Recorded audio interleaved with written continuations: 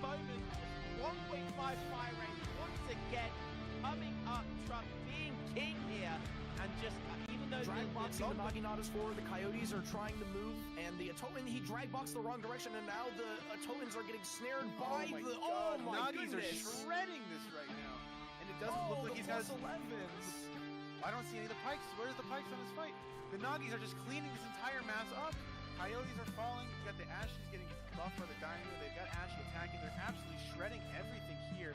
Yumi don't even need to micro this at this point. He's gonna have to sack off his Ruskets. He has to come in melee here. Yes. I don't think he can continue keep microing. Well, he's gonna try, wait for reinforcements and try to make it to his blockhouses. The question is, how much damage will he gonna be taking? This is not as micro from Ungers, but you know, the Automatons just have to attack move here.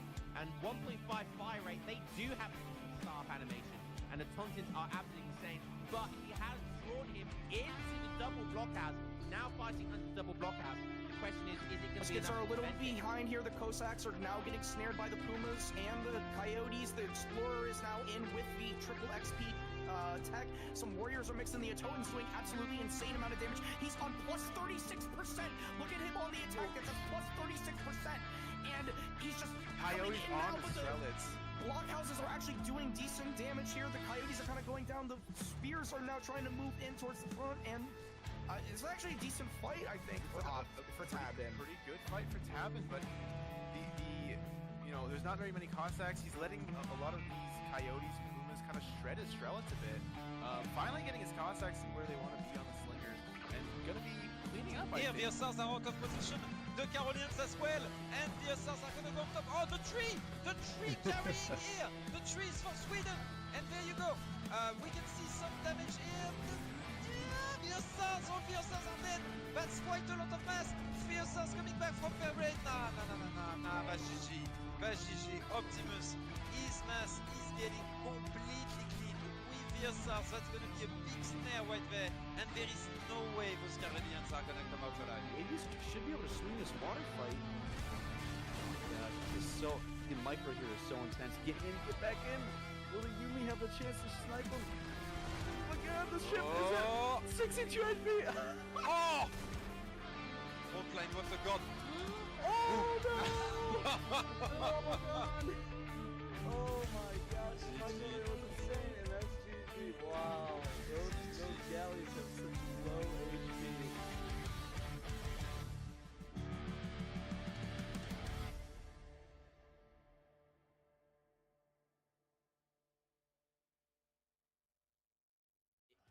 He's gonna need to take trades here, and he's taking really good trades. The Kanye are now pushing in, and is this the time? Ungers needs to get on the attack dance. I mean, he has 70 fills. He's so far in eco. Put some fills on the attack dance, and this will be even better. He's not switching. He's on XP. The cab is going down. It's getting melted by the buildings here. The longbows are still standing and doing damage. Does he have enough steam though? There's not enough running out. though. Yeah. Bowman, 1.5 fire rate once again, coming up truck, being king here, and just even though drag boxing the Naginatas forward, the Coyotes are trying to move, and the Atoman, he drag boxed the wrong direction, and now the Atomans are getting snared by the. Oh my Nagis goodness! are shredding this right now, and it doesn't look like he's got. 11s. I don't see any of the pikes. Where's the pikes on this fight? The Nagis are just cleaning this entire mass up. Coyotes are falling. You got the Ashley's getting buffed by the Dino. They've got Ashley attacking. They're absolutely shredding everything here. Yumi don't even need to micro this at this point. He's gonna have to sack off his Ruskets. He has to come in melee here. Yes. I don't think he can continue keep microing. Well, he's gonna try, wait for reinforcements and try to make it to his blockhouses. The question is, how much damage will he gonna be taking? This is not as micro from Ungers, but you know, the Tauntauns just have to attack move here. And 1.5 fire rate, they do have staff animation. And the Tauntauns are absolutely insane. But he has drawn him into the double blockhouse. Now fighting under the double blockhouse. The question is it going to be enough? Are a little behind here. The Cossacks are now getting snared by the Pumas and the Coyotes. The Explorer is now in with the triple XP tech. Some warriors are mixing. The Atoman's doing absolutely insane amount of damage. He's on plus 36%. Look at him on the attack. That's plus 36%. And he's just Coyotes on the Strelitz. blockhouses are actually doing decent damage here. The Coyotes are kind of going down. The Spears are now trying to move in towards the front, and it's actually a decent fight, I think, for Tabin. Pretty good fight for Tabin, but there's not very many Cossacks. He's letting a lot of these Coyotes and Pumas kind of shred his Strelets a bit. Finally getting his Cossacks where they want to be on the Slingers, and gonna be cleaning up, I Here, the think. ESOCs are out of position. The Carolinians as well, and the ESOCs are gonna go up top. Oh, the tree carrying here. The tree is for Sweden, and there you go. We can see some damage here. The ESOCs, all the ESOCs are dead. That's quite a lot of mass. The ESOCs coming back from their raid. Nah, that's GG. That's GG. Optimus, his mass is getting completely clean. With the ESOCs, that's gonna be a big snare right there, and there is no way those Carolinians are gonna come out alive. Maybe should be able to swing this water fight. Oh my gosh, this is so. The micro here is so intense. Get in, get back in. Will the Yumi have a chance to snipe him? Oh my god, the ship is at 62 HP. Oh! Frontline with the god. Oh no! Oh my god! Oh my gosh, Michael, it was insane, and that's GG. Wow, those galleys have such low HP.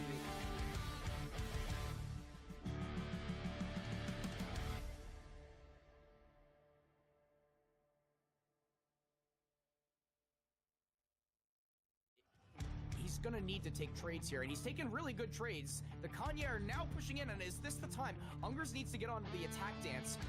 I mean, he has 70 fills. He's so far at an eco. Put some fills on the attack dance, and this will be even better. He's not switching. He's on XP. The cab is going down. It's getting melted by the buildings here. The longbows are still standing and doing damage. Does he have enough steam though? I think There's not Julian is enough running out. snowball, yeah. Pinkerton Bowman, 1.5 fire rate once again, coming up, truck being king here, and just even though Drag boxing the Naginatas forward, the Coyotes are trying to move, and the Atoman, he drag boxed the wrong direction, and now the Atomans are getting snared by the. Oh my Nagis are goodness! shredding this right now, and it doesn't look like the he's got. plus 11s. I don't see any of the pikes. Where's the pikes on this fight?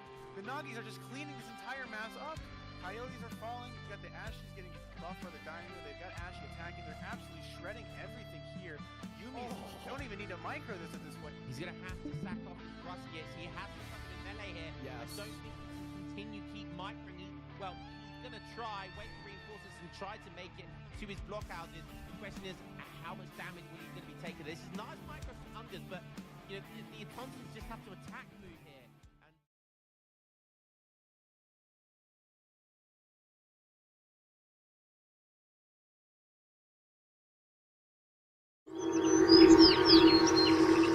Water buffalo graze nearby the traversable river that runs through the fertile Punjabi plains.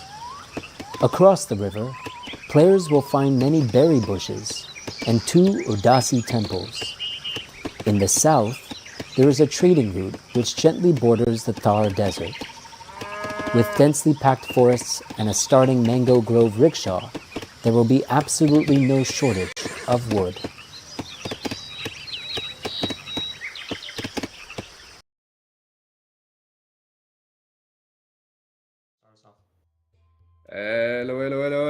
Hello everyone. I hope you're doing fine. Here we are on a beautiful Saturday. Today it's sunny, and I am joined with Spades. How are you doing, Spades?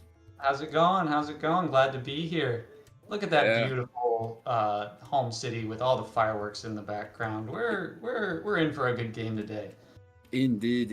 A lot of people having fun during the fiesta. Is it USA or is it Mexico? It's Mexico, right? That one. It's Yeah, that's Mexico, I think. Yeah, it's the Festival de la Muerte, I'm pretty sure.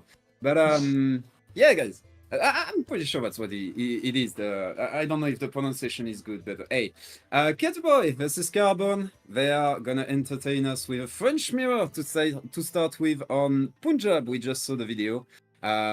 Classic. I mean, one of the oldest map in the pool, one of the most played mirror.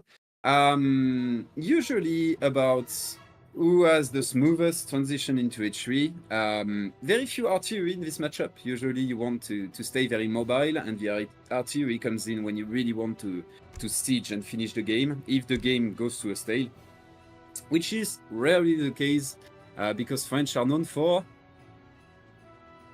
cavalry. For cavalry and being good, of course. yeah, that's for sure. I had all these, I pulled up the Civ grid to try and get stats for our matchups and everything, and our producer in the back's like, it's a French mirror, and all my prep just went right out the window, but you know what, it's fine. We're gonna see some good, clean fun here. We're in the round of 16, so we're getting pretty late in the tournament here. Both of these guys have done very well in their previous matches, and I'm very excited to see. Hopefully we don't get mirrors every game, but Hey, I hope not. But for sure they are gonna entertain us. Are we ready to dive in? Did they start the game already? I'm not sure. I think we might have to wait for a few more minutes. Punjab, why pick French on Punjab? For one very obvious reason, there are those yaks in the river, which you can grab with your explorer. So that's probably why they both went French. You could also pick Dutch, which is another option. And remember that you have the little cart as well. So we might see a lot of micro early game to try to contest those yaks, pretty much. All right, it looks like we're just about ready to get into the game here. Indeed. And so like I said, I don't have the stats up in front of me, but any Civ that the players I guess specifically who grab the most yaks, I think will have an early game advantage. Indeed, he will. And on the right side of the map, we have Keturboy in the blue playing the French. And on the left side of your screen, we have in the red Carbone also playing as the French. So it's going to be a battle between baguettes. And guys, I'm sorry to turn down the hype, but I don't have a baguette with me. So I cannot participate. That's it. Sorry, guys. Sorry to the chat. Right now. Yes. I can imagine. And we can see Carbone already going here for a trading post. So it's already up. He already got the first pass. Carbone went for a TP as well. And now it's going to be about treasure contestation. We can see Carbone going for the food treasure right there. It's really going to help him for that 12-10. On the other side, no food treasure yet on the side of Keturboy, but maybe those two lions are protecting some food up north. Are they? Yeah, so we see both players here going for that early trade post, signaling to me that, like you said, I think both are probably going to want to go for the 12-10. That is kind of the meta these days. Get up faster and get aggressive earlier. There's the 3 CDP shipment. And sure enough, 12-10 for our boy in blue here.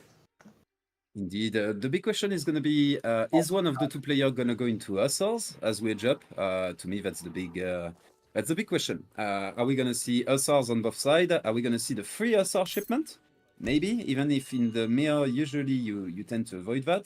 And we can see some nice food treasures on both sides. A little bit of delay on the side of Keturboy. Is Carbone faster to edge up? That's going to be the question here. Carbone not engine up himself, so pretty much going to be on time, both of them.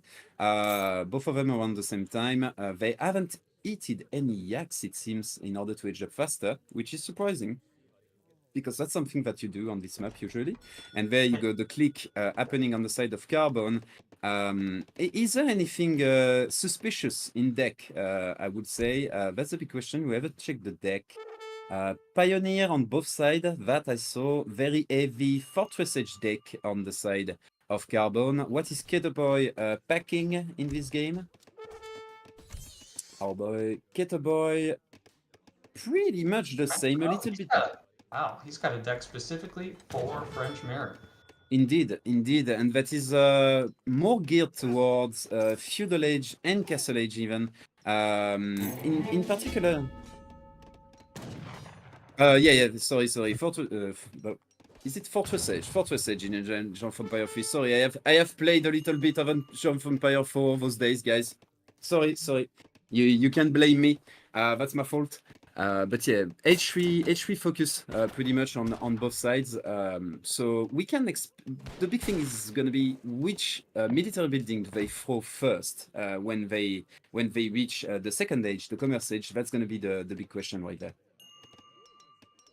Yeah, and you know, this 12-10, especially with I saw Keturboy get 2 100 and a 50 food treasure, so he's up really early with that 150 food, aging up with the quartermaster here. Playing a little bit defensively, Market House in the back of the base, and now we're going to see with this quartermaster shipment and great herding, something I aspire to do. That's not a military building, that's a house. So I'm curious to see, like you said, this early game is going to be very important for both players, and it looks like we have a stable going up for Keturboy here. I'm not pronouncing his name right, probably, but it's fine. So we're going to get some early Hussar out, and on the opposite side for Carbone here, that looks like a Rax. So indeed, so likely 5 Hussar on one side, 10 Musketeer on the other. So Keturboy is pretty much going to have the map for free in the early game because of the Hussars, while Carbone is going to have to play more defensive. But the thing is, the mass of infantry can translate faster into then a push with artillery as you reach H3. So we're going to see if that translates into that or into a late push in H2. That's also something that can be done from a Rax because Musketeer scale better than Hussar, the more mass there is on both sides. So we will see what Carbone is going for, but he has a little bit more option, while Keturboy is going to have the early map control, but less option as the game goes forward, and Carbone might lose his Explorer right there. you know, and to be honest, I'm kind of surprised to see the Hussar start. You know, generally, if you're starting Huss like this, you plan to raid a little bit, and France is just not one of those civs that you can raid very easily because, you know, CDB are very tanky, and wow, he does get his Explorer away with just a sliver of health left. So we'll see what he does with these Hussar early, probably just early scouting. I didn't see any native cards in the deck for France, which is one of their strats that they can do. So we probably won't see that this game. Yeah, this map is not very native friendly, to be fair. They are very far away, the natives, to be trained. You have only one tribe on this map, so it's usually not a very native friendly map, I would say, especially because the rush distance is so short, and usually native take a little bit of time, you know, to get on, even if it's not as true with French because of the card Ancient Regime, which I really like. And we can see, whoa, wait, Keturboy is going for bow pike. So after starting with a stable, faking the SR, basically going for SR pusher. He doesn't fake this art. He does train 4. Indeed, and there is transitioning out. 4 more in the queue. Interesting. That's gonna be only 3. That's gonna be only 3 in the queue, and then we're gonna see the 8 X-bows coming, and that's gonna be a pressure. And behind this, I'm pretty sure we're gonna see an age up behind this with the next shipment, which is likely gonna be 700 coin.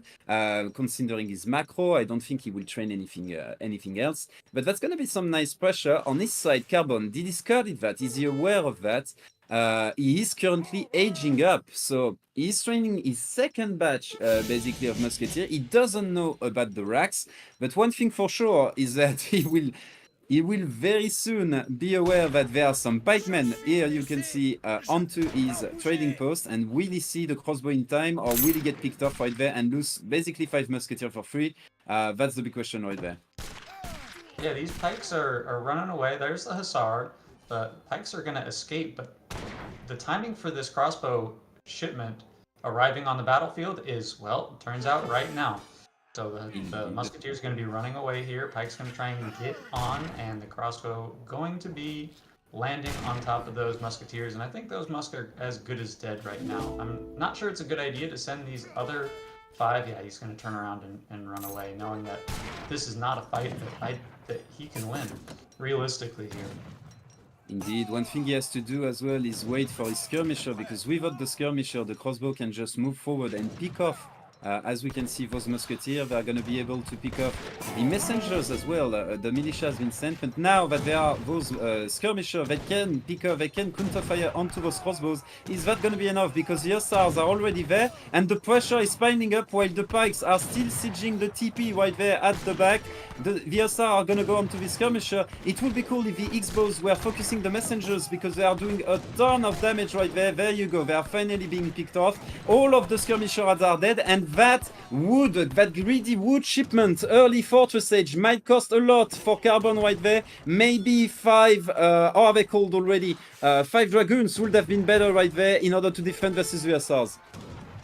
Yeah, and Carbone here having to call Minutemen early, which I thought was an interesting decision, and already getting his villagers into the fight. The stable's gonna, you know, go up. There's the 5 dragoon shipment. They're gonna be able to clean up this hussar, but the stable doesn't go up yet. So, you know, massive advantage for Keturboy here. He's up in score, although his push is kind of failing here. Not failing, but it's doing its job. But it's petering out, I suppose you could say. Now that the I'm losing my words. Now that the military is dead, on the side of Keturboy, yeah. Everyone's going to be able to kind of remass and regroup, and we'll see what he does from here. He's got 634 wood in the bank. He's not popped, so he's got enough res to kind of make a counterattack here. So we'll see what he does against this early pressure, which has been, I would have to say, highly effective for Keturboy. Indeed. One of the big issues is that he lost the stable, so he had to rebuild the stable in order to start now training some of those cavalry, some of those dragoons again. So that might delay his age up right there. That might delay, his pressure. And on the other side, we can see that Keturboy, he already aged up. He's waiting for his first skirmisher shipment.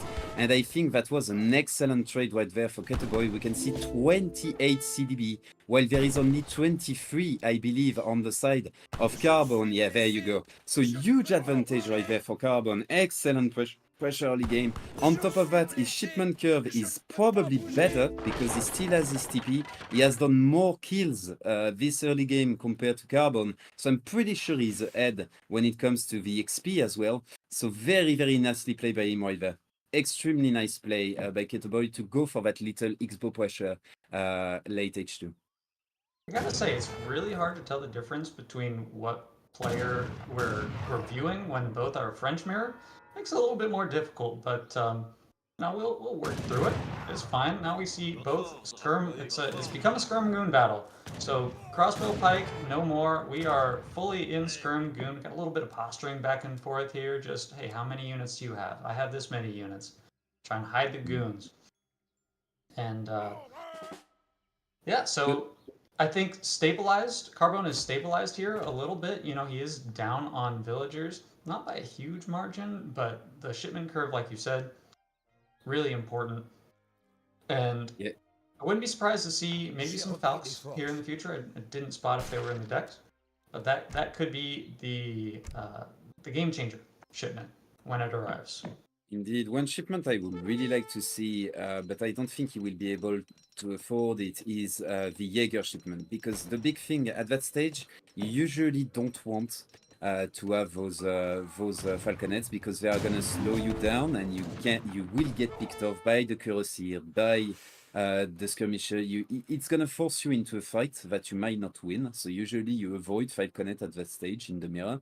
But the Jaegers, they make sure that you win those skirmisher trade, and the skirmisher trade makes sure that your dragoon stay alive. And if your dragoon stay alive, then you don't fear the cuirassier switch as much, and that's really the big thing. Usually the mass of skirmisher wins the matchup here, because it allows you to transition into those cuirassier while your opponent is forced to maintain his goon mass. So usually that's how it goes, and we can see already Keturboy, because of the bigger mass, he's able to go into cuirassier, and he's gonna charge into the skirmisher. Can he connect? He's gonna connect maybe. Yes, the first swing has been done, and there you can see the skirmisher slowly going down right there, while his own skirmisher are focusing onto the dragoon, and all of the red skirmishers are gonna go down right there. The cuirassier switch, as we said, There you go. That's gonna be game right there. I don't see how Carbone can come back from this, to be fair. No, Very that nice early play. pressure definitely paid off in the long run. We saw that Cuirassier shipment for Keturboy here, and now I think it's like you said, it's going to be tough to get back in the game if you're Carbone here. All you have is goons. I don't know if he's training any other units right now. Whose perspective are we on? I can't even tell. Oh my God. We are on Carbone's perspective. Okay. Yeah, so this massive goons is just gonna die to the skirms now. While the cuirassiers are out probably trying to find some villagers. And you know, after that, I'm surprised this game is still going. That trade was brutal for Carbone now. Yeah, Carbone is gonna try to get back basically into the game. The problem is, yeah, there you go. Nope. GG, very well played. No way back. Yeah, very well played here by Keturboy. The big problem is as soon as you lose that skirmisher mass, you are forced into retraining skirmisher instead of training dragoons and cuirassier. And that's why you really need that mass of 30 skirmisher, and you need to keep it alive at absolutely all costs in this matchup. So very well played here by Keturboy. Excellent cuirassier switch. One batch, the 3 cuirassier shipment, 8 cuirassier, smash in, boom, GG well played. Very nice play here by Keturboy. Really. Absolutely, and it should be said, a lot of that is in positioning too, because we saw at the start of that fight, the dragoons were a little bit too far away from the skirms and weren't able to get back in time to try and zone out the cuirassiers from hopping onto the skirms. And once they connected, man, you just saw a bunch of blue numbers pop up, and that's just disastrous. You hate to see that if you're a Carbone fan. Yeah, can we quickly see, please, the resources? I would like to see the resources. How bad? Yeah, we can see that early raid. Really, there is Carbone going for those crates, so we can see an earlier spike here before he goes to H3. But as soon as he goes H3, we can see that he completely flattens right there because of the idle time. Then there are the wood crates that are coming in, and that's why he can basically follow Keturboy there. But then as soon as the wood crate are being exhausted, the push continues, and that's where the line completely flattens. So that was the effect of that early pressure right there, and it gave him a huge lead right there. We can see almost 3k resources, I believe. So that's really a huge gap when we are talking a mere 3k resources at basically 10 minutes into the game. That's insane. That's a ton of units that you cannot field compared to your honestly, I think the play of the game here was starting with that stable, because you know your opponent's going to scout out that stable, and then never went back in his base, and then the racks switched to the bow pike. That like, I was kind of concerned that the 8 crossbow shipment maybe wasn't what he needed, but it turned out I was wrong. And the 8 crossbow really turned the tide of the game, because you're expecting, if you're Carbone there, oh, he's gonna start Hussar and he's gonna make a lot more Hussar, but he only had the 4 Hussar, and I think that's really the only 4 he trained the entire game. Little juke move, really well executed build order and strategy. So, you know, Keturboy came prepared, and this is a statement game. And if he's as prepared going into the future, into future games, then we might, I'm going to call it, we might see a sweep. We might see a 4-0 here. I hope not. Now we can go on to the stream. No problem.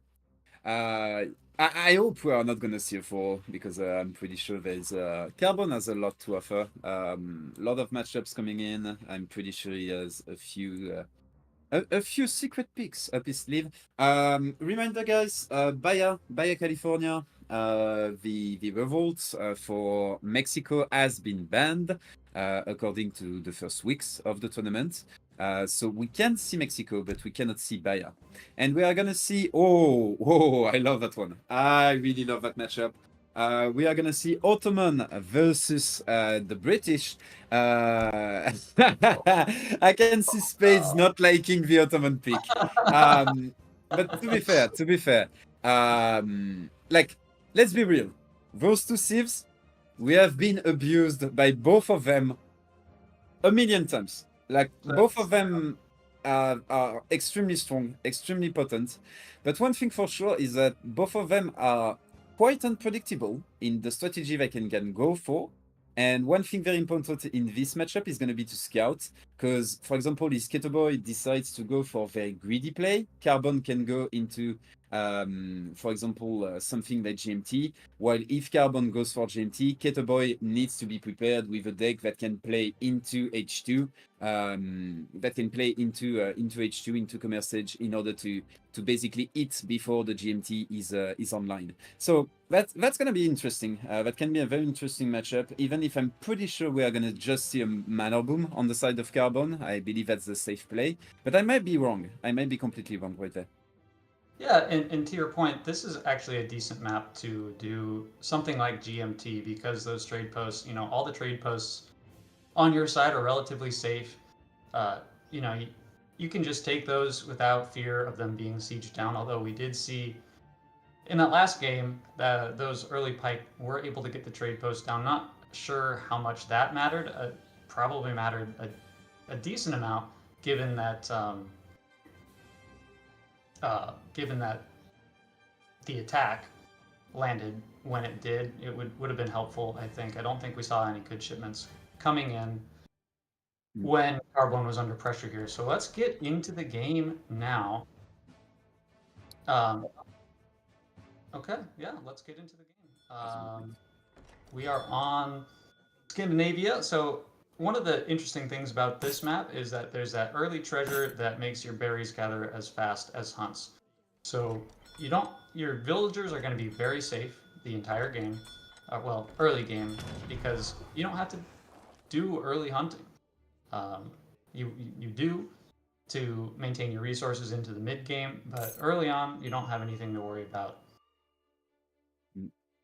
One thing also on this map is as we can see on the side, there are two Cs that you can go for, and Ottoman is a very good sieve when it goes to water play.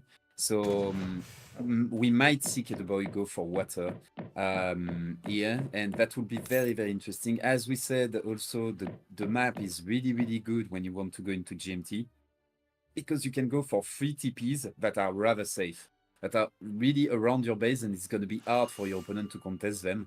So there is a lot basically of possibilities right there, and the decks are really going to tell us which strategy players are going for. So we can see here on the side of Carbone that we have water, but basically defensive water only in order to contest the opponent.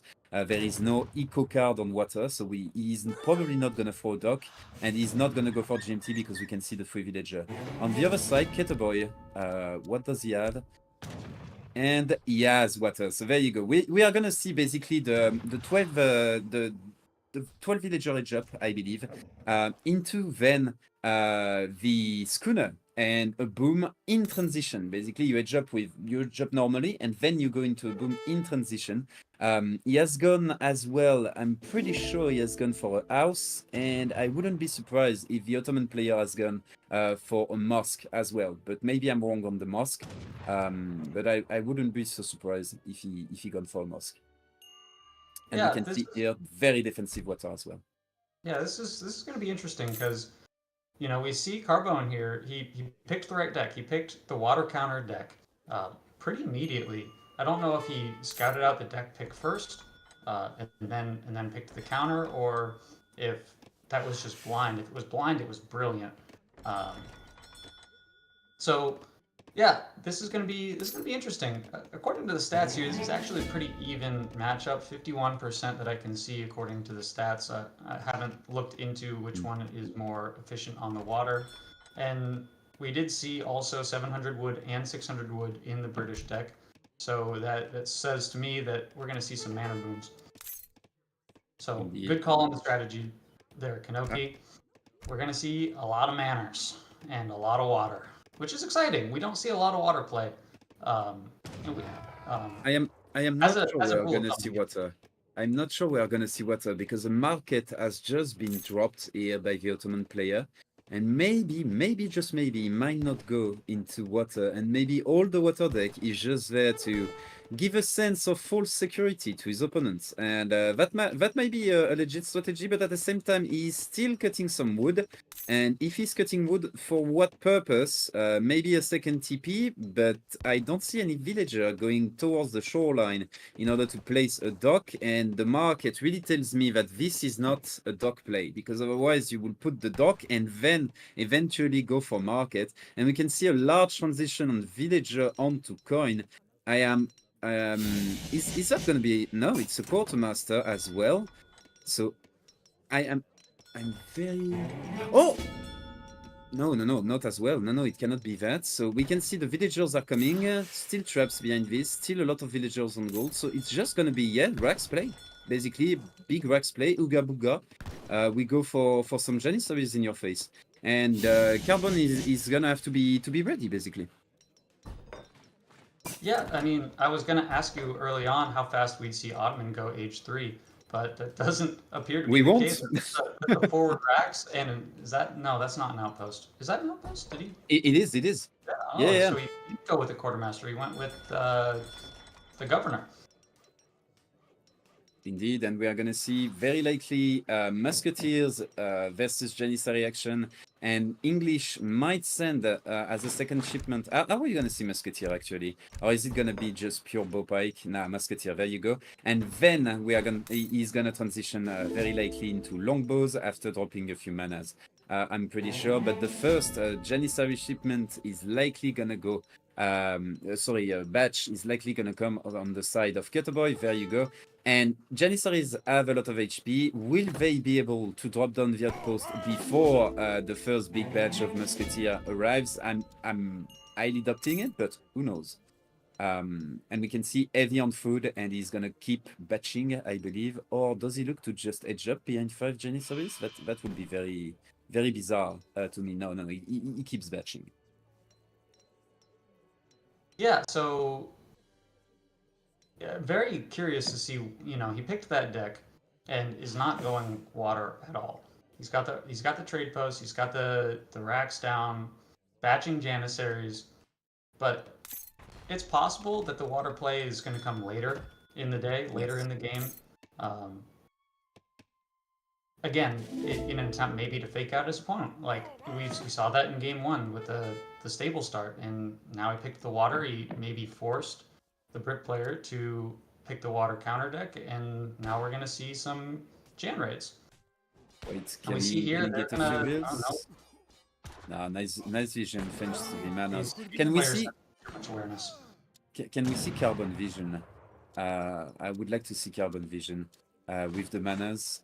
Yeah, there you go. You can see that he's basically seeing the entire map right there. So raids, especially with Janissaries that are a bit slow, are not gonna have a lot of effectiveness right there. And I'm pretty sure Carbone is gonna be able to keep on booming right there in a pretty safe way. The big thing though that he has to be afraid of is once Keturboy has that critical mass of Janissaries that can just go under a TC and do a lot of damage, one-shot villages and stuff, we might see trouble right there, trouble in paradise. 5 Musketeer finding 10 Janissaries. Janissaries are gonna win this. Can they close into melee? No, they can't. But 3 Musketeer, 2 Musketeer only are gonna be picked off, and we can see behind this the Abyss. This is not a shipment of Abyss. I'm pretty sure they have been trained. Yes, they have been trained. So we can see Abyss production has started at the back of 600 coin, and the Abyss are gonna allow the Janissaries to start sieging because there is no longbows on the other side in order to deal with the Abyss. Only Musketeers, and 5 Abyss are gonna destroy that entire mass of Musketeer by themselves if unchecked. So we can see the first racks might go down, but here we go. A few stars pumping out. The Janissaries are gonna have to protect the Abyss. The Abyss are gonna have to protect the Musketeer, to focus, on the Musketeer here. And we can see there are more than enough Abyss in order to keep dealing with the Musketeer. The Hussars are already down. And here we can see Carbone in a lot of trouble against that big push on the side of Keturboy. The first rack is gonna go down. Is he gonna stop for the outpost? Yes, he is. And yep, trouble in paradise here for Carbone. I'm maybe 130 population was a bit too much, maybe a bit too few manors, and maybe a few longbows would have led into this engagement. Yeah, and he's having to ship musketeers. I don't know that he has a longbow shipment in deck. Maybe we can check that real quick. He does have the longbow shipment, so I'm curious to know why he's sending musketeers instead of longbows, because longbows, I think, are the correct answer here. There's too many Jans for any Hussar to be effective here in countering the Abyss. And both of these players, their micro is just a little bit too good. The Abyss are going to come out. Those Hussar are not coming into the battle at all. I think they're just going to go raid.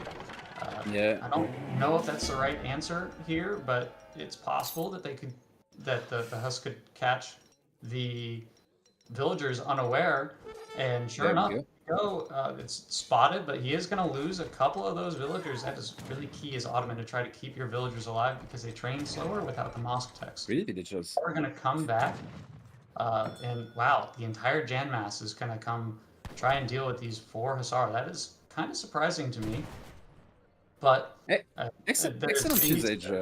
It's excellent. huge. We've got a huge advantage here for Ottoman again, although there is a pretty big mass of musketeers. I don't know that it matters because the Janissaries are a little bit too tanky, and the Hussar are nowhere to be seen. They've been zoned out completely. Abyss now going to be able to hop on top of the musketeers. A couple more Hussar coming into the back line, try and get these Abyss down, but ineffective once again. Another huge win, I think, for Keturboy. I mean, Carbone had a really nice usage of his Hussars right there, because those Hussars cannot fight, so better raid with them. He made sure to, like that little engagement at the south, sure it wasn't positive for Carbone, but at least he made sure to kill the Delhi. And without the Delhi, there is no snare on those Hussars, and those Hussars can start raiding again, basically. So nice usage right there. However, he's gonna lose them to TC Fire, and we can see here all the Janissary mass coming back. But this is fine for Carbone because he needed time and he managed to get the time through raiding. So very, very nice play by him in order to come back. He's not at all out of the water yet. He's still drowning, guys. But at least, you know, he found a little bit of air right there through those raids. And we can see at the back of this, Keturboy is gonna edge up, likely going into 2 falcons. We can see 2 shipments ready at the back of this, so that's gonna be a huge timing as he reaches Castle Edge, likely 2 falconets into the spies right there. But what is happening on the side of Carbone? That's gonna be the big the big question right there. What is he training? What is he sending? We can see that he's staying into H2 and he's likely just training more musketeer. The problem is, once you have those 2 falconets eating the deck, there are way too many Janissaries in order to contest, especially with only H2 SR, and I don't see how he's going to be able to hold against 2 falconets right there. He's going to need more time. That's what I mean. Yeah, and he's going to be an age down. I'm almost positive that the veteran Janissary tech has been clicked already, so he's going to be an age down. He's going to be facing falconets. He's going to be facing Janissaries that have their veterancy against age 2 musketeers. There's the falconet shipment, sure enough. Veteran, I'm assuming that's Janissaries. Yeah, that's that Janissaries. And I think this is do or die at this point for Carbone here. You know, he didn't drown. He's got that water counter deck, so he can hop on a boat, but that boat's pretty leaky, I think, Kanoki. Indeed, that's not going to be the play because all of his eco is still on land. So going on a boat and trying to go for a sail with some rum and your friends, sure, it can be fun, but I'm not sure that's going to be the answer to this game. And we can see here Carbone trying to basically push forward with his army, but he cannot. So he's getting cut off by some falconets right there, by all of the Janissary mass. He's still buying some time though. We can see the little raid at the north made sure that Keturboy didn't add the resources in order to go into spies right there, so he's forced into the Janissary upgrade, which is by no means a bad card to send at that point. A solo Janissary here raiding at the south, and we can see the falconet pressure onto the stable, making sure that his opponent has no counter to falconet. Falconets. At this point, you cannot counter that mass of Janissaries with just Musketeer, especially with 2 files behind. So that's going to be a big issue right there for Carbone. He cannot edge up, but he needs more mass right there. He needs a lot more cavalry if he wants to take this engagement. 5 SR is not going to be enough. We can see a few longbows, but there are Abus guns in order to deal with them, and the Falconets. So yeah, the siege is gonna sting right there. Yeah, this mass is just way too big. Although we do see, here we go, the Musketeers coming in. If they can kill a Falcon, or both of them, the tides might swing in his favor. Yeah. Longbow shooting in the back, but there's one Falcon going down. Hussar coming in to try and get a surround. Longbow shooting in the back. Yeah, but wow. those Janissaries, they are swinging those big swords. Remember, Janissaries have excellent damage in melee, and we can see here, sure, it's gonna be a wipe. Sure, Keturboy is gonna lose this entire army, but mate, no, he's not. No, he's not. He wins the fight regardless. Good freaking job by him, and he killed like 10 villager minimum. And behind this, sure, there is a longbow switch, but I'm pretty sure if we switch to Keturboy point of view, spies might be on the way, or it's gonna be gold for an edge up, and we might see an edge up behind this. So yeah, or just more Abus guns with all that gold, or maybe 2 more Falconets are gonna come in. It's gonna be tough at that point for Carbone to contest right there. Yeah, 2 Falconets are gonna be trained with all that gold from the shipment. Yeah, that's going to be tough for Carbone, because longbows are notoriously bad at killing Falconets. It's really not what they want to shoot at. So yeah, tough one. Yeah, tough gig. That was truly an incredible fight. You know, going into it, I thought this isn't looking good for Carbone here, but the Minutemen pop, the Musketeers diving on top, getting in melee with the Janissaries, eliminating all of those Abus, and man, that was a masterpiece. If I have to say, if I've ever seen a masterpiece of defense, it was right there. I thought for sure that Town Center was going to go down, and it didn't. In fact, it got repaired. Probably going to get repaired. But here we go, 3 Falconets coming their way, and we can see behind this more Janissaries are gonna come on the field.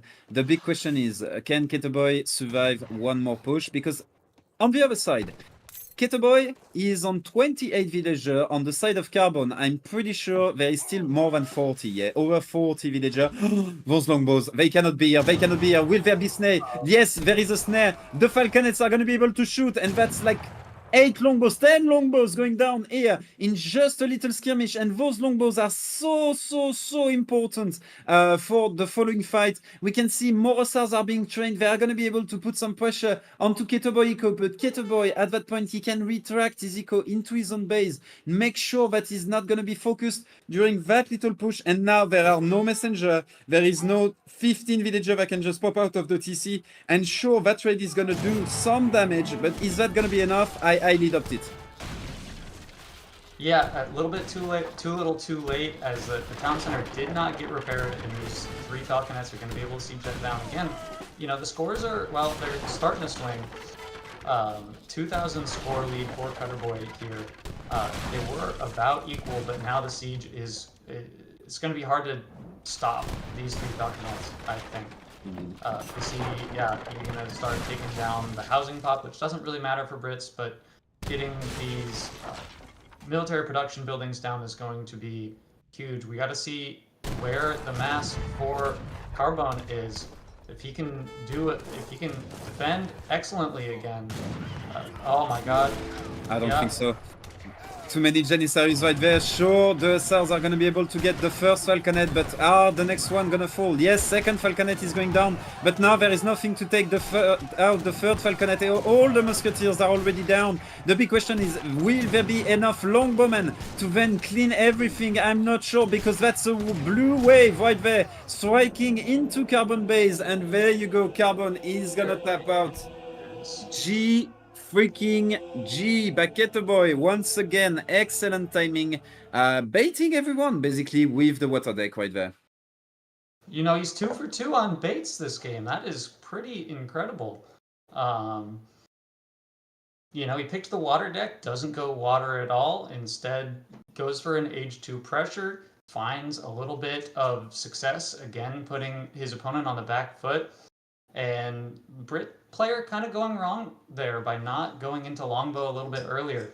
I think he hit the nail on the head. A couple, maybe a few too many houses instead of training some longbows, and those Abyss were really able to do work with the Janissaries defending them.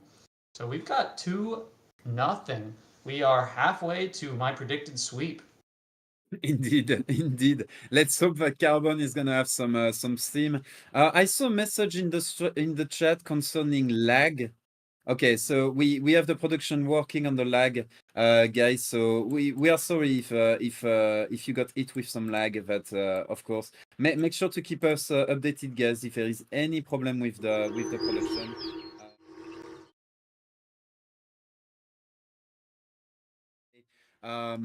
Classic approach on both sides, but with enough spice on the side of Keturboy to basically surprise everyone. So I really like it right there. Yeah, now I believe who gets to pick first. I think Ottoman picked first. I think Keturboy was able to pick first, having started or having won game 1. So now we get to see what Carbone is going to be able to do when he picks first, although that does give Keturboy the chance to counterpick. So Keturboy with an early, 2-game lead here. And with the counterpick, I really think this is going to be difficult for Carbone to get back into the game. Both players, we can see they have really good micro. Both players are able to win fights with their micro, but so far I think the difference in these two games has just been in the strategy, right? Keturboy's came prepared and has a game plan, has had a very specific game plan in both games, and it has been very successful. So we'll see if he can carry that going into game 3. And yeah, I'm excited to see what these next picks are. I'm looking at the chat. I saw some compliment onto the drag box with the Falconets and the Janissaries. Of course, guys, that's not the most brilliant macro right there. But hey, it's something. And one thing for sure is that he was always able to get those fights, to not get kited. So very nice play here by him. The stream is itching and freezing even on the transition. Yeah, we saw, guys. So we have production working on it, and we will see if it gets better. Waiting for game 3, but yeah, usually you pick English against Ottoman simply because British are just have just too much eco for Ottoman. Usually you just outmass the opponent, but we could see here that Keturboy was able to put pressure at reasonable, I would almost say milestone. He made sure to have a little mass, and then as soon as he has 20 gens and 3 delis, he creates that timing with the 3 deli shipment that allows him to go for some siege and to do some infrastructure damage. And at that point, Carbone is on the back foot. And I think one of the big mistakes by Carbone was to go forward with those infrastructure building, because it made him vulnerable to that kind of strategy on the side of Keturboy. Rather than having all that production at the back safe, where it wouldn't have been able to be pressured early game. So yeah, maybe that was it, but we will see. Keturboy versus Carbone game 3 is shaping up. We are gonna have a commercial edge showdown right there between Aztec and Russia, it seems. Aztec can go into H3, of course, but both of the civs are really well known for their excellent commerce edge, really. And the ability to just swarm the opponent. Yeah, both these civs, Russia, classic, Rush, RUSH, that's kind of what they became known for in Legacy, and that's kind of continued into DE. Aztec, one of the best civs in the game, I think, according to the community, and again, very highly effective Rush. So I don't expect this game to last very long. The average game lasts about 18 minutes. I don't think we'll hit that point, but we'll have to see. Yeah, we'll see, because both of those civs are very resilient into commerce age. None of them have, like, Russia is not gonna go fast fortress against an Aztec. Aztec doesn't have a big Falconet shipment that can completely swing the game early for first stage. So we might have a stall. It's gonna be very active, that I'm sure, but it might stay for a while just because the two masks cannot really kill themselves. And you know, we might end up in sort of a long commerce age into a sluggish transition, I would say almost, into H3. We'll see. Obviously, I would say that the initiative is on the side of the Aztec. All of the shipment, all of that tempo really on the side of Aztec is going to give him more flexibility to go into one thing or another, while Carbone is going to have to rely on just pure mass in order to make sure to stop the Aztec tempo basically, and then just overwhelm. You know, we saw last week, I believe, Portuguese against Russia, and we just saw Russia spam Swalets. And after like almost 40 minutes, I believe, just too many Swalets. And Portuguese couldn't deal with it. So maybe we're gonna see the same effect today with Russia against Aztec. Yeah, and you know, these types of games are my favorite. I love a good Age 2 build. I love fighting in Age 2. I just think it's more engaging than, you know, an FI, for instance, which I'm glad we didn't see the FI out Ottoman in Game 2. You know, props to Keturboy for not clicking church buttons and winning. So yeah, it's gonna be good. We're not gonna see any probably late game shenanigans out of either of these civs. I don't think Russia can handle an Aztec rush if they decide to go FF. No. An Aztec, like you said, doesn't, you know, they excel when they can get a lot of pressure out on the field and map control. So we are on Bengal, which is not a map I'm super familiar with actually. Hey. Surprisingly, you know, I was chatting with one of my buddies the other day. It's like, you know, you play this game too much when you don't see the map and you can just look at the landscape. You're like, oh, we're on New England, or, you know, whatever map it is. You just look at your initial line of sight and you know what map it is. But Bengal is not a map that I'm familiar with, so maybe you could inform me a little bit, Kanopi. Bengal, I don't know either, but I believe we have a video that introduced Bengal and Craft. Do you have that video under your belt?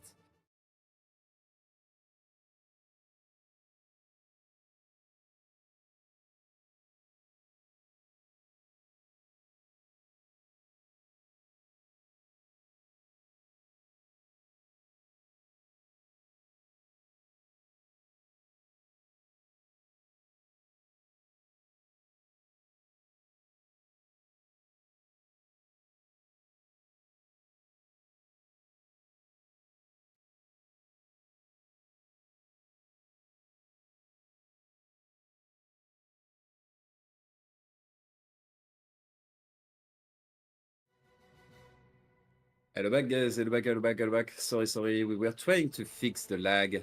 We are hoping it's gonna go better. Yeah, we're gonna try one more game like this, guys. With the lag. I hope you can hear me at this point. And then we are gonna see if it goes better or not with the lag. Spade just went to calm his dog. Basically, he was getting barked at. So yeah, and I see all the comments. I fully agree that Aztec is completely ahead in this matchup. And I saw a very interesting comment, which is about the positioning of the block. Is about the positioning of the blockhouse. You have to hide the blockhouse from Aztec because Aztec with the 4 Jaguar Prowler and the Explorer can just jump onto your blockhouse and siege it down, since it's a building that usually comes pretty late. So we are gonna see if Carbone is aware of that. Oh, and we have a full crash. Ah yeah, fully crashed on that side. Fully crashed.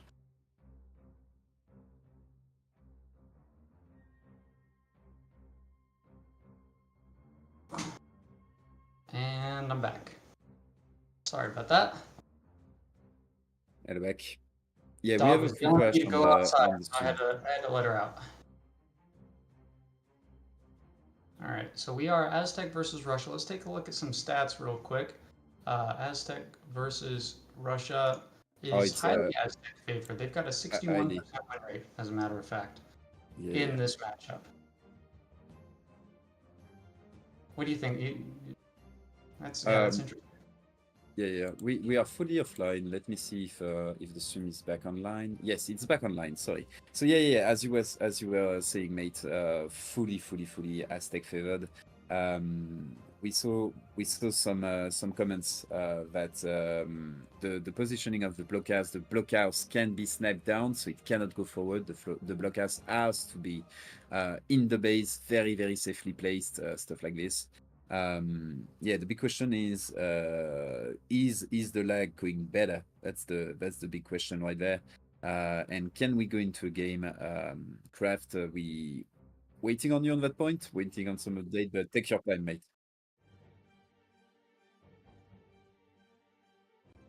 Yeah.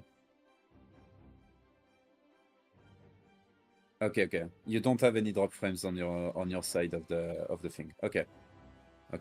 No problem. It happens. Apparently, guys, no drop frames on our side, so we are trying to figure out. Yeah. That's what I mean. No drop frame on the side of the producer, so maybe there are some drop frames on the side of Twitch. We never know. Gonna have to see that. Finger crossed, boys and girls, in case we have some girls. Usually, I believe it's like 5% of our demographic. Good job, Yeah, ladies. I think games, I believe. But yeah. You never know. Craft, tell us to keep us updated. But yeah, very one-sided matchup, as we said. Highly Aztec favored. But once again, Russia, very scary Civ. If they can survive the early, the mid game, which is the big strength of Aztec, and if they can drag out the game, is Carbone going to be able to? Keturboy once again came prepared with the counter pick right there. He was second to pick on this map, on this matchup. So nice pick here by Keturboy. He will have to convert that into proper play though. Yeah, well, and we've seen that so far excellently. He's done everything he's needed to get the 2-0 game advantage, and things are looking really good for him right now. We're gonna dive maybe into the stats a little bit more. Let's see what else.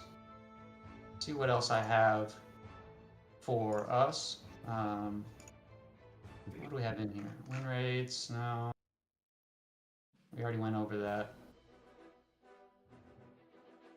Yeah. I don't think we're gonna see H3 unless the game goes long. It's very likely gonna stay in H2. I can see a few spicy comments in the chat regarding balance. but yeah. Oh, this is the game we get, guys. You know, not much gonna come in terms of balance in the future unless ESOC releases a patch, which we'll have to see what happens down the line in terms of ESOC patches like we did for the Legacy game. But this is the game we get. So I'm just excited to get this game started. Let's get it started. Hopefully we can solve these lag issues. I'm not seeing any lag on the stream personally, but yep. You said the map was Bengal, right? Correct. Yeah, okay. So it's just to remind everyone, Bengal is a map with no TP. That's why we are seeing Russia and Aztec. So very nice counter pick once again by Keturboy. As soon as he saw Russia, he jumped onto the Aztec. It's also a map that has a lot of cows. One thing is none of the players went for India, which is quite surprising, in my opinion, especially on Bengal, which is by far one of the best maps for India. So I'm quite surprised none of them went for that, and instead they are both jumping, like Carbone especially has gone into Russia instead, probably not playing India. I would be very surprised if he is playing India, because that would have been a way safer pick against Aztec in particular. So interesting.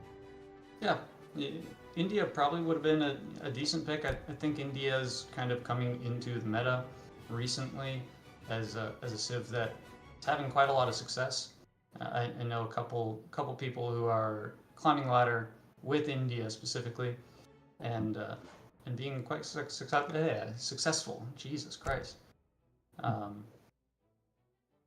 we get is the game going to start here in just a moment? Because I believe they started the game, and we might have a little bit of delay compared to them. I don't think we can jump into the spectating right away, so we'll have to wait a little bit, and then it will start. All right, cool.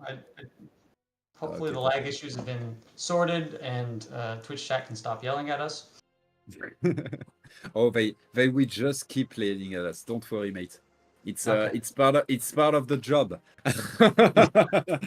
But I believe the game is ready.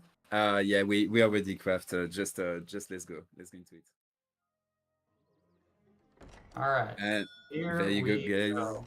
Yeah, indeed. Aztec versus Russia.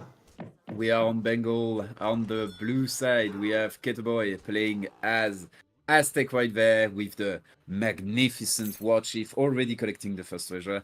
And on the other side, we have Carbone playing in the red as Mother Russia. Tough gig for Mother Russia. Let's not lie about it. It's going to be a very, very hard game. We can see that he's already going into market right there, which is usual on non-TP maps. He's going to try to go for market. Is he going to sell? That's the big question to me in order to get that coin that he needs to get the hunting dogs. Yeah.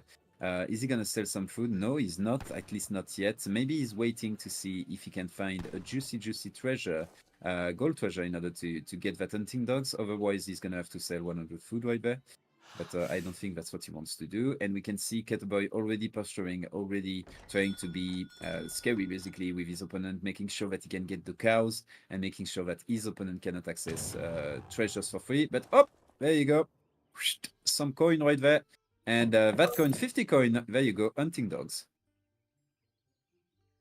You know, that's in my games when I play Italy, I always look for that 50 coin treasure, and almost without fail, I decide to sell and get my hunting dogs, and then as soon as I sell, oh, there's that 50 treasure I was looking for. So good patience to find that 50 coin treasure and not sell. So not losing any resources, not really losing any time either. So 70 wood just picked up by Keturboy.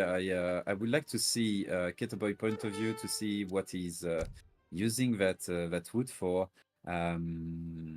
Oh, he just used that wood. So yeah, we can see already the market, the hunting dogs, the community plaza, and an house. So very, very good edge one. He's already halfway there when it comes to having enough food in order to edge up. So Keturboy, is in an excellent position right there. He has like all of the treasure went into his favor. He has a lot of cows right there. We can see already 5 cows. He's gonna eat them in order to age up just a little bit faster, and I'm pretty sure we are gonna see the fast age up in order to get, you know, those jaguars, Dragar Pollock Knights straight away into the base of the opponent and try to deny that blockhouse. yeah, and let's take a look at our decks and see what we've got. 1v1 land, so nothing specific for this matchup for Keturboy here, which is a little bit surprising given the decks that we've seen so far. I don't see anything particularly stand out other than, sure enough, there's 8 slingers, 9 slingers. I think that, yeah, there's a coyote shipment, so, and the 2 forward war huts. So Keturboy now age 2, look at that 319, what a good timing. And Indeed. wood coming out. And Aztec. Aztec scouting party coming in. There you go. So we are going to see those Jaguars. They are going to go forward, and the goal of those Jaguars is going to be to secure the map and also try to deny potential central blockhouse on the side of Russia. Russia is going to be forced into a defensive blockhouse where we can see 3 villagers moving forward in order to drop a forward warret. Meanwhile, we can see the blockhouse is being sieged here by the Explorer. Can those Jaguar Polar Knights arrive in time in order to deal more damage to that blockhouse and potentially deny it? No, the blockhouse is going to come up. The Jaguars were a bit late, or maybe Carbone was very fast to edge up. He's going to try to get the Explorer though in order to grab some of that juicy XP, remember, especially in range of the War Chief. And right there, 90 XP, gonna secure the next shipment. And that's what Aztec is about, chaining shipments right there. Yep, Carbone's still in age 1. We'll hop over to his perspective real quick, and I'm assuming he's clicked up the button. Yep, as soon as I say that, he gets to age 2. The Cossacks immediately, as the first shipment, going to try and go out and get some raiding done. And the macro is wood food, so we might see some Strelets here. Indeed. I just want to point out one message in the chat. Shiro, we understand if you don't know, if coming from Lion Sin, you don't know what a market and hunting dogs are. I understand that is not something he goes for very often, but yeah, those are economic upgrades. And it's very, very important for your gameplay, unless you go for fast edge ups. So there you go. I found that comment super funny, to be fair. So there you go. We can see the 5 Cossacks moving forward. That's a lot of villagers right there. It seems that the economic rally point was forward, and we can see all of us villagers are going to be easy to idle, basically, especially with the 10 Streltsy coming in, and then probably another batch soon behind. The food, though, the food gathering is a little bit delayed, and we can see the Coyotes, the first batch of Coyotes. Can they catch the first batch of Streltsy? That's the big question right there. They see, did they saw the batch of Streltsy? No, they are just jumping onto a villager right there. 1 villager already good for a batch of Coyotes. Can they find more? A second villager, maybe the Streltsy as well.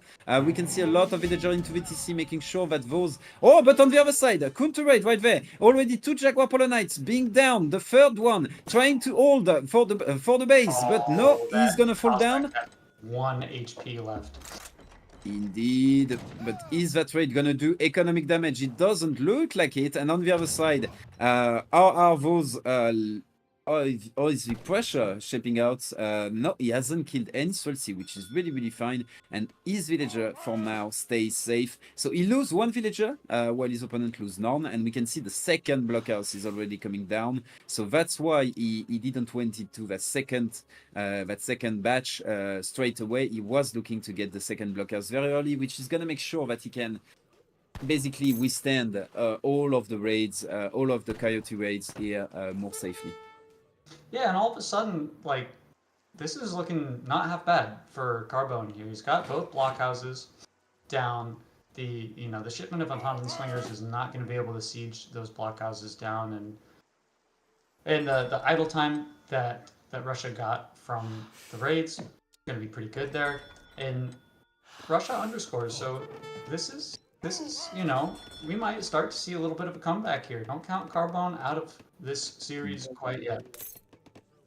Yeah, exactly. I was going to point out, Kraft, our producer, very, very rightly pointed out that there was no free Warrior Plus shipment, which means that Aztec is on a very low XP curve compared to what they are used to. And that's the price to pay when you send the early wood right there instead of those free Warrior Priest. Is that going to be the next shipment? It's going to be important if we go into a long H2 to get those Warrior Priests. We can see, no, he's going to go into 2 more warriors. So he's going to try to basically fuel his XP curve only through his War Chief and his War Chief aura right there, which is a risky choice because as soon as he starts losing fights instead of winning them, he might fall behind a lot, while Warrior Sif has just a steady stream in comparison. So we can see here he's trying to form a big mass, a lot of coyotes, a few of those Autontine slingers in order to deal with the musketeer, and I'm afraid there are not enough musketeer for such a mass of coyote that is quickly building up right there, especially if they go the wrong side of the TP right there and they get picked off by Autontine slingers. It's gonna be hard to push though because of the blockhouse, but yeah. The Keturboy clearly in control of the map, and I think he's just gonna wait for Russia to start at that point. That's all he has to do. Keturboy just has to wait for Russia to start. Yeah, and you can see Russia out here. Unfortunately, this Bill is gonna die. Oh wait, well, I thought he was gonna go try and get some food in, but just grabbing that treasure at the cost of a villager. That was 50 food for one Bill, so not a good trade. In the long run, you're losing 50 food by taking that with a Vil, but maybe your explorer's dead on the other side of the map. That's why. Yeah, so this is shaping up to be a good game. You see Aztec, his macro is specifically food wood still, just going to be pumping out units. He has got no plans to age until he sends a coin shipment, and that's quite a lot of Cossacks. So. If they can get on top of the slingers, then we might have some problems. But here we go, big engagement. But you're diving under 3 war huts, and that's not going to be a good fight to take. You can't. I really like the position of Aztec right there because it's almost impossible to push for the be forced in like a minute or so to go onto berries or to go onto that hunt. And obviously, Keturboy is gonna just camp that hunt right there. He's next to his blockhouses, so it's really hard to jump. To dive in right there from that position. We can see a villager coming forward, trying to herd right there this hunt. Gonna be sniped. Very nicely played right there by Keturboy. And we can see here, guys, this is what you do when you are ahead and you play Commerce Age only. Basically, you try to force your opponent out of the food sources, and he's gonna die basically from starvation sooner or later. That's the plan, at least from Keturboy. We can see Coyote upgrade coming in, which is gonna be huge in the upcoming fights. And yeah. Carbone is gonna have to pull out a miracle fight right there in order to grab that hunt. We can see the villager coming forward. He tried to herd right there. The Autontine slingers moving forward, but whoa! Those Autontine slingers are basically diving into Cossacks. The snare coming up, but is he gonna dive under the free wards? Apparently, yes, he's gonna. Nope, he's going back. Yep, and that villager stays alive. To herd another, to take another shot on that herd to get a little bit closer to his base. Keturboy, he knows that that hunt is important for Russia's survival. So if Russia can get that hunt in, then the game will drag out a little bit longer. But he's running out of resources in his base. His macros, he's gathering coin. Those coin mines, there's 2 safe in base. It looks like relatively. So he's going to have a little bit of coin, but food is going to become an issue real quick, Russia being a very food-intensive civ. And here we go. The Coyotes are going to hop on top of the Cossacks there. Autontin's in the back, shooting the Strelets and Musketeers, recruits that were there. That's another blockhouse going down, and I see a lot of blue numbers. I see a lot of blue numbers. I don't think it's going to be good. That's a ton of coyotes right there. There are the wards that make it so the Cossacks have to go back, and that's way too many coyotes. The coyotes, you can see there are still more coyotes than there are Strelets on the other side. That's gonna be really hard right there for Russia. Sure, that blockhouse is gonna come up, but too little too late it seems, and I don't think Carbone can remass behind this because he's not gonna have the food. G into the G. GG. Is 3 realistically not a good map. He ran out of food a little bit too quickly, probably, and wasn't able to secure any hunts. The Aztec player was able to zone out those hunts and really just take advantage of how food heavy Russia is as a civ. Those Vils are not cheap. They train in batches of 3. And yeah, just not able to keep up with the pace of Aztec there. Apparently we still have a few problems with lag, guys. We might We might try to finish this series right there and fix it before the next. Will depend. But yeah, sorry guys for the lag. Apparently, on production PC side, no drop. No drop rate, no frame drop, so we don't really know where it's coming from, and we apologize for that. But yeah, very nice play right there. Really nice game overall by Keturboy. Like just pure control. Didn't let the game slips off his end, I would say. And yeah, G into the G. Okay, so guys, one thing we can do is production is gonna restart the PC. I don't know if the stream